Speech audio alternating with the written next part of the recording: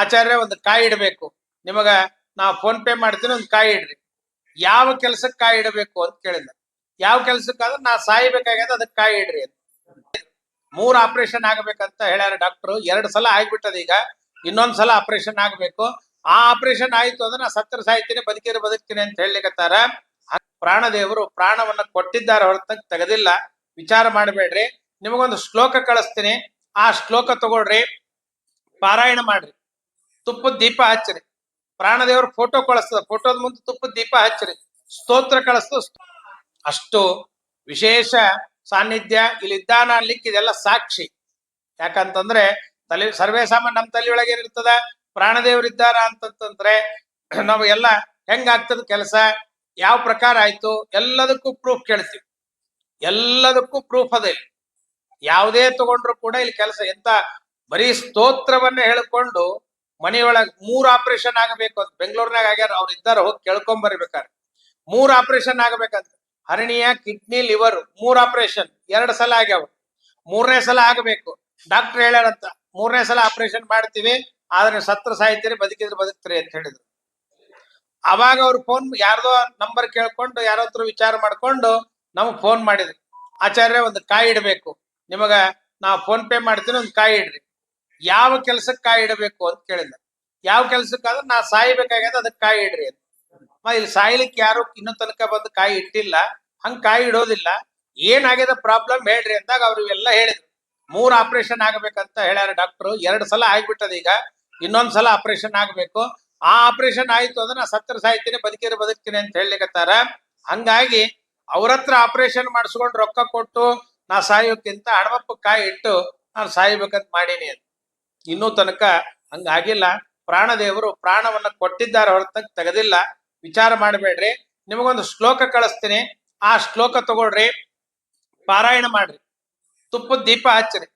ಪ್ರಾಣದೇವ್ರ photo ಕಳಿಸ್ತದ, ಫೋಟೋದ ಮುಂದೆ ತುಪ್ಪದ ದೀಪ ಹಚ್ಚ್ರಿ, ಸ್ತೋತ್ರ ಕಳಿಸ್ತದ, ಸ್ತೋತ್ರ ಹೇಳ್ರಿ, ಆ ಪಾರಾಯಣ ಮಾಡ್ರಿ, ನಿಮ್ಗೆಲ್ಲ ಅನುಕೂಲ ಆಗ್ತದ ಅಂತ ಹೇಳಿ ಅವ್ರಿಗೊಂದು ಫೋಟೋ ಮತ್ತೆ ಶ್ಲೋಕ ಕಳಿಸಿದ ತಕ್ಷಣ ಆ ಫೋಟೋನ ಪ್ರಿಂಟ್ ತೆಗೆಸ್ಕೊಂಡು ಸಾಯಂಕಾಲ ತಂದು ಮನೆಯೊಳಗೆ ಇಟ್ಟುಕೊಂಡು ತುಪ್ಪದ ದೀಪ ಹಚ್ಚಿ 11 ಸಲ ಆ ಶ್ಲೋಕದ ಪಾರಾಯಣ ಮಾಡಿದ್ರೆ ಅವ್ರಿಗೆ ಏನು 3-4 ವರ್ಷದಿಂದ ಆ ಬಾಧೆಯಿಂದ ಒದ್ದಾಡಿ ರಾತ್ರಿ ನಿದ್ದೆ ಆಗ್ತಿದ್ದಿಲ್ಲ ಅಂತವ್ರು ಸರಿಯಾಗಿ.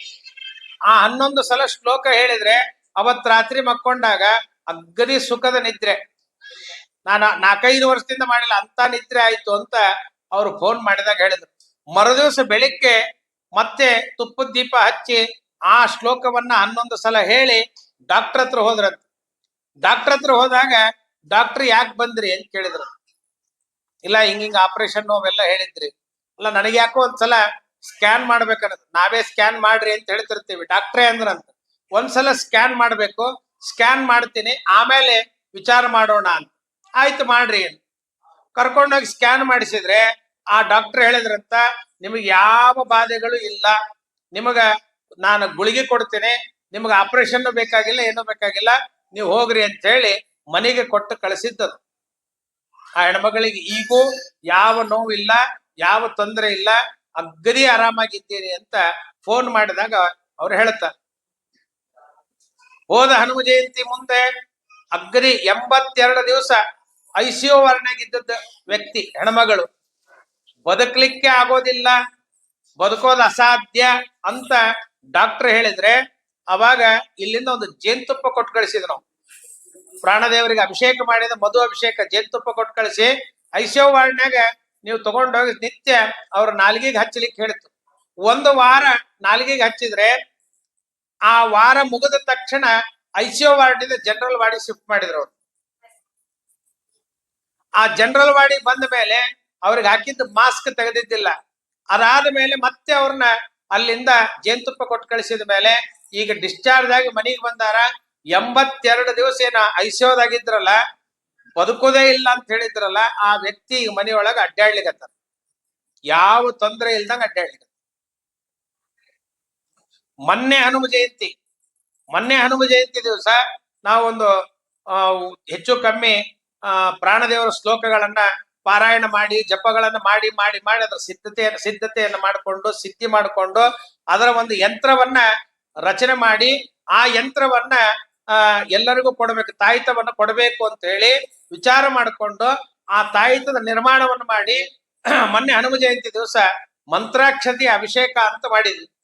ಒಂದು ಬಕೆಟ್ ಮಂತ್ರಾಕ್ಷತೆಯನ್ನ ಪ್ರಾಣದೇವರಿಗೆ ಅಭಿಷೇಕ ಮಾಡಿ ಅದನ್ನ ತೆಗೆದಿಟ್ಟು ತಾಯಿತಗಳ ಸಮರ್ಪಣೆಯನ್ನು ಮಾಡಿ ಕೊಡಬೇಕು ಅಂತ ತೆಗೆದಿಟ್ವಿ.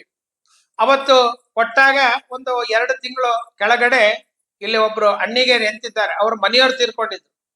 ಅವರಿಗೆ ಡಿಪ್ರೆಷನ್ ಆಗಿ ಒಟ್ಟಾರೆ ಯಾವ ತರಹದ ಸೆನ್ಸ್ ಇಲ್ಲದೇನೆ ಅವರು ಅನ್ನ ಇಲ್ಲ, ನೀರಿಲ್ಲ, ಉಂಡ್ರು ಇಲ್ಲಿದ್ರೆ ಇಲ್ಲ, ಬಹಳ ಮನಸ್ಸಿಗೆ ಹಚ್ಚಿಕೊಂಡು ಕೂತಂತ ಪ್ರಸಂಗ ಅವ್ರ ಮಗ ಫೋನ್ ಮಾಡಿ ಹೇಳಿದ್ದಿದ್ದು.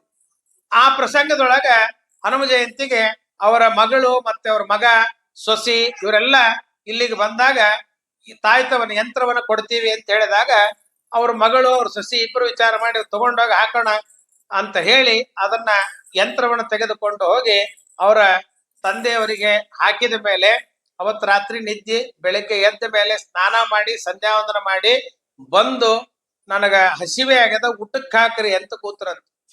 ಒಂದು 1.5 ತಿಂಗಳದಿಂದ ಸರಿಯಾಗಿ ಊಟ ಮಾಡದೇ ಇರ್ತಕ್ಕಂಥ ವ್ಯಕ್ತಿ ಯಂತ್ರ ಹಾಕಿದ ಮೇಲೆ ಬಂದು ಕುತ್ಕೊಂಡು ಊಟಕ್ಕೆ ಹಾಕ್ರಿ ಅಂದ್ರಂತ. ಊಟಕ್ಕೆ ಹಾಕಿದ್ರೆ ಫಸ್ಟ್ ಕ್ಲಾಸ್ ಊಟ ಮಾಡಿದ್ರಂತ. ಅದ್ರ ಹಿಂದೆ ಒಂದು 4-5 ದಿವಸದಿಂದ ಬ್ಲಡ್ ಟೆಸ್ಟ್ ಎಲ್ಲಾ ಮಾಡಿದ್ರಂತವ್ರಿಗೆ. ಯಾಕ ಅಂತಂದ್ರೆ ಆ ಬ್ಲಡ್ ಟೆಸ್ಟ್ ಒಳಗ 90% 92% ಕ್ಯಾನ್ಸರ್ ಅಂತ ಅನ್ನೋದು ಬಂದಿತ್ತಂತ. ಡಾಕ್ಟ್ರು ಹಿಂಗಾಗಬಹುದು ಅಂತ ಹೇಳಿದ್ರಂತ. ಯಾವಾಗ ಬ್ಲಡ್ ಟೆಸ್ಟ್ ಮಾಡ್ಯಾರ, ಟೆಸ್ಟ್ ಆದ್ಮೇಲೆ ರಿಪೋರ್ಟ್ ಬರಬೇಕು, ಈ ಯಂತ್ರ ತಗೊಂಡೋಗಿ ಹಾಕೊಂಡಾರ, ಪ್ರಾಣದೇವರಿಗೆ ಪ್ರಾರ್ಥನೆ ಮಾಡ್ಕೊಂಡು ಮನೆಗೆ ಹೋಗ್ಯಾರ. ಮನೆಗೆ ಹೋಗಿ ಇವ್ರು ಊಟ ಮಾಡ್ಕೊಂಡು ಸಾಯಂಕಾಲದ ಹೊತ್ತಿಗೆ ರಿಪೋರ್ಟ್ ಕೈಗೆ ಬಂದದ್ದು. ಆ ರಿಪೋರ್ಟ್ ಏನಪ್ಪಾ ಅಂತಂದ್ರೆ ಅಲ್ಲಿ ಏನೂ ಇಲ್ಲ ಅಂತ ಬಂತು. ಕ್ಯಾನ್ಸರ್ ಅಂತ ಏನ್ ಡಾಕ್ಟರ್ 92% ಅಂತ ಹೇಳಿದ್ರಲ್ಲ, ಅದು ಇಲ್ಲ ಅಂತ ಬಂದದು. ಅಂದ್ರೆ ಅಷ್ಟರ ಮಟ್ಟಿಗೆ ನೀವು ವಿಶ್ವಾಸದಿಂದ ಪ್ರಾಣದೇವರಲ್ಲಿ ಅನ್ಯತಾ ಶರಣಂ ನಾಸ್ತಿ ತ್ವಮೇವ ಶರಣಂ ಮಮ, ನಿನ್ನ ಬಿಟ್ರೆ ನನ್ನ ರಕ್ಷಣೆ ಮಾಡೋರು ಇಲ್ಲ ಅಂತ ಅತ್ಯಂತ ಭಕ್ತಿಯಿಂದ ಪ್ರಾರ್ಥನೆ ಮಾಡಿದ್ದೇ ಆದ್ರೆ ಅವಶ್ಯವಾಗಿ ಆ ಕೆಲಸ ಆಗ್ತದೆ ಅನ್ನಲಿಕ್ಕೆ ಇದೆಲ್ಲ ಉದಾಹರಣೆಗಳ. ಹುಟ್ಟಿ ಇನ್ನೂ 1.5 ತಿಂಗಳು ಆಗಿಲ್ಲ ಕೂಸು ದಾವಣಗೆರೆ ಒಳಗ. ಆ ಹುಟ್ಟಿ 10 ದಿವಸದೊಳಗೇನೆ ಒಂದ ಸಣ್ಣ ಹುಡುಗರನ್ನ ಇಡುವಂತ ಒಂದು ICU ವಾರ್ಡ್ ಇರ್ತದ. ಆ ವಾರ್ಡ್ನೊಳಗ ಆ ಕೂಸಿನ ಕರ್ಕೊಂಡು ಹೋದ ತಕ್ಷಣ ಡಾಕ್ಟ್ರು ಹೊರಗೆ ಬಂದು ಹೇಳಿದ್ರಂತ, ಇನ್ನು 3 ತಾಸು ಟೈಮ್ ಅದ, 3 ತಾಸಿನೊಳಗ ಆ ಕೂಸು ಸಾಯ್ತದ, ಬದುಕೋದು ಅಸಾಧ್ಯದ, ಕಷ್ಟದ ಅಂತ ಹೇಳಿದ್ರು. ಅವರು ದಾವಣಗೆರೆ ಒಳಗ ನಮ್ಮಲ್ಲಿ ಬರ್ತಿರ್ತಾರೆ ಶ್ರೀಕಾಂತ್ ಅಂತ, ಅವ್ರಿಗೆ ಫೋನ್ ಮಾಡಿದ್ರಂತ, ಹಿಂಗ ಆಗ್ಬಿಟ್ಟದ, ಏನ್ ಮಾಡ್ಬೇಕು? ಏನೂ ಮಾಡ್ಬೇಡ, ಹೋಳಿಗೆ ನಮ್ಮಪ್ಪ ಹರಿಹರದೊಳಗೆ ಇದ್ದಾನ, ವಿಚಾರ ಮಾಡಬೇಡ, ಒಂದು ಶ್ಲೋಕ ಅದ, ಆ ಶ್ಲೋಕ ಕಳಿಸ್ತೀನಿ, ನಿನಗೆ ಆಗೋ ಎಷ್ಟೊತ್ತನ ಆಗ್ತದ, 3 ತಾಸು ಟೈಮ್ ಕೊಟ್ಟಾರಲ್ಲ, ಆ 3 ತಾಸು ತನಕ ಪಾರಾಯಣ ಮಾಡಿ ನೀನು ಅಂತ. ಆ ಶ್ಲೋಕ ಕಳಿಸಿ ಆ ಶ್ಲೋಕ ಹಿಡ್ಕೊಂಡು ಅವ್ರ ತಂದೆ ಬೇರೆ ಏನೂ ಮಾಡಿಲ್ಲ. ಜನಮೇಜಯಸ್ಯ ಹಸ್ತೇನ ಸ್ಥಾಪಿತ ಶೇಷಿದ್ದ ಕಾರ್ಯಂ ಸಾಧಯಮೇವಾಯೋ ಹನುಮನ್ ಹೋಲಿಕಾ ಪ್ರಿಯ, ಈ ಶ್ಲೋಕ ಬಿಟ್ರೆ ಬೇರೆ ಏನೂ ಇಲ್ಲ.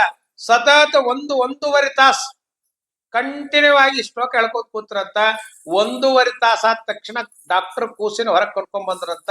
ಅವ್ರ ಕೈ ಒಳಗ್ ಕೊಟ್ಟು ಮನೆಗ್ ಕರ್ಕೊಂಡು ಹೋಗ್ರಿ, ಔಟ್ ಆಫ್ ಡೇಂಜರ್ ಅಂತ ಹೇಳಿ ಕೊಟ್ಟು ಕಳಿಸಿ. 15 ದಿವಸದ ಕೆಳಗ್ಯದ, ಬಾಳ ದಿವಸದಲ್ಲ ಇದು, 15 ದಿವಸದ ಕೆಳಗಾಗ್ಯದ. ಅವ್ರು ಕೊಟ್ಟು ವಾಪಸ್ ಕಳಿಸಿದ್ರೆ ಮನೆಗ್ ಕರ್ಕೊಂಡ್ ಬಂದ್ರೆ ಕೂಸ್ ಅಗ್ಗದಿ ಫಸ್ಟ್ ಕ್ಲಾಸ್ ಅದ. ಅಂದ್ರೆ ಎಷ್ಟು ರೀತಿಯಿಂದ ನೀವು ಪ್ರಾರ್ಥನೆ ಮಾಡ್ತೀರಿ, ಎಷ್ಟು ಭಕ್ತಿಯಿಂದ ಪ್ರಾರ್ಥನೆ ಮಾಡ್ತೀರಿ, ಅಷ್ಟು ಫಾಸ್ಟ್ ಆಗಿ ಕೆಲಸ ಆಗ್ತದ ಅನ್ಲಿಕ್ಕೆ ಇದೊಂದು ಉದಾಹರಣೆಗಳವ. ಇಂಥವು ಎಷ್ಟೋ ಹೇಳ್ಕೊ ಕೂತಿದ್ರೆ ಇಡೀ ದಿವಸ ಕೂತ್ರು ಮುಗಿಯೋದಿಲ್ಲ, ಅಷ್ಟು ಮಹಿಮಾ ಪ್ರಾಣದೇವರ ಮಹಿಮಾ ಅದ. ಅಂತಹ ಮಹಿಮಾ ಇಲ್ಲಿ ಸುಮಾರು ವರ್ಷಗಳಿಂದ ನಡೀತಾ ಬರ್ತಾ ಇದೆ. ಈ ಹರಿಹರಕ್ಕೆ ಪ್ರಾಣದೇವರ ಪ್ರತಿಷ್ಠಾಪನೆಯಾಗಿ 24 ವರ್ಷ ಆಗಿದೆ. ಮುಂದಿನ ವರ್ಷ 25ನೇ ವರ್ಷ ಹನುಮ ಜಯಂತಿಯ ಕಾರ್ಯಕ್ರಮದಲ್ಲಿ ಈ ಮಠದ ಸ್ಥಾಪನೆಯಾಗಿ 25 ವರ್ಷ ಆಗ್ತದೆ. ಅಲ್ಲಿ ರಜತ ಮಹೋತ್ಸವದ ಕಾರ್ಯಕ್ರಮ ಅಂತ ಅನ್ನೋದನ್ನ ನಾವು ಇಟ್ಕೊಂಡಿವಿ.